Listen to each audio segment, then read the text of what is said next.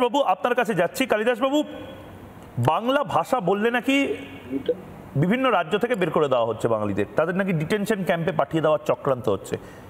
পরিস্থিতিটা কি এই মুহূর্তে যদি একটু বলেন? এই মিথ্যা কথার যে জাল বুনছেন তৃণমূলের নেতারা, মমতা বন্দ্যোপাধ্যায়, একটু যদি বলেন যে আসল বাস্তবটা কি?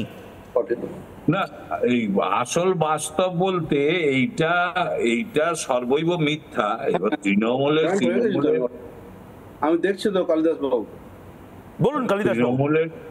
তৃণমূলের প্রচার কি এদের প্রচার আমি সেটা বলছি না, কিন্তু বাংলা ভাষা যারা বলে, আমাদের ইন্ডাস্ট্রিতে বম্বে শহরে কম নয় 2 থেকে 2.5 লাখ ছেলে রয়েছে, তারা বাংলা ভাষায় কথা বলে, অত্যন্ত গর্বের সঙ্গে কথা বলে।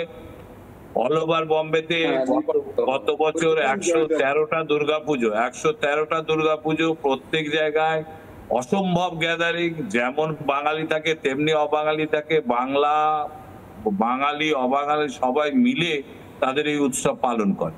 সুতরাং কোথাও কোনো বৈরিতা নেই, কোথাও কোনো এই দেশটা ভাষাগত কারণে কোনো অসুবিধা আমাদের এখন অব্দি ফেস করতে হয়নি।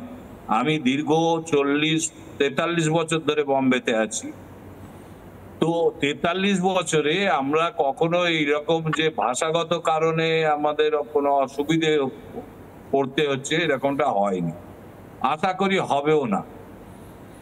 কিন্তু রোহিঙ্গাদের বিরুদ্ধে তো অ্যাকশন শুরু হয়েছে মহারাষ্ট্র জুড়ে, বিভিন্ন জায়গাতে আমরা দেখছি অনুপ্রবেশকারী, বাংলাদেশের অনুপ্রবেশকারীদের ধরছে।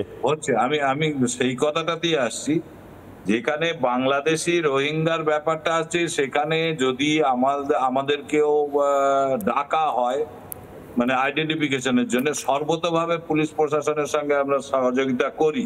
কিন্তু আমাদের ইন্ডাস্ট্রি যে আমরা এই গোল্ড জুয়েলারি বা ডায়মন্ড জুয়েলারির যে ইন্ডাস্ট্রি, এইটা একটা পরম্পরাগত, এবং যারা এখানে আছে তারা চেষ্টা করে, যেহেতু এটা প্রেসিয়াস, সেহেতু তার যে গ্রামের আশেপাশের ছেলেদেরকে নিয়ে তার ইউনিটটা তৈরি করা।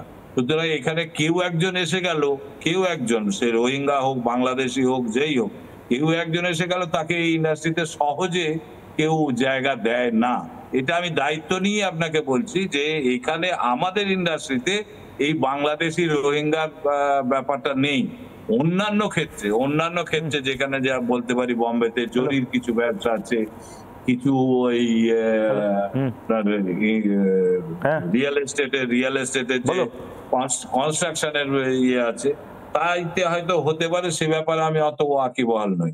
যেহেতু আমি স্বর্ণশিল্পী সংগঠনের সঙ্গে জড়িত, সেহেতু আমি বলতে পারি শিল্পীদের মধ্যে রোহিঙ্গা বা বাংলাদেশি নেই, এবং ভাষাগত কারণে আমাদের কারোকে কোনো হ্যারাসমেন্ট হতে হয় না। কালিদাস বাবু, আপনি আমাদের সঙ্গে থাকুন। আমি নানা ধরনের কন্টেন্ট দেখার জন্য লাইক করুন, শেয়ার করুন আমাদের ফেসবুক পেজ, সাবস্ক্রাইব করুন আমাদের ইউটিউব চ্যানেল। পাশাপাশি অন্যান্য ব্রেকিং নিউজের জন্য অবশ্যই চোখ রাখুন রিপাবলিক বাংলায়।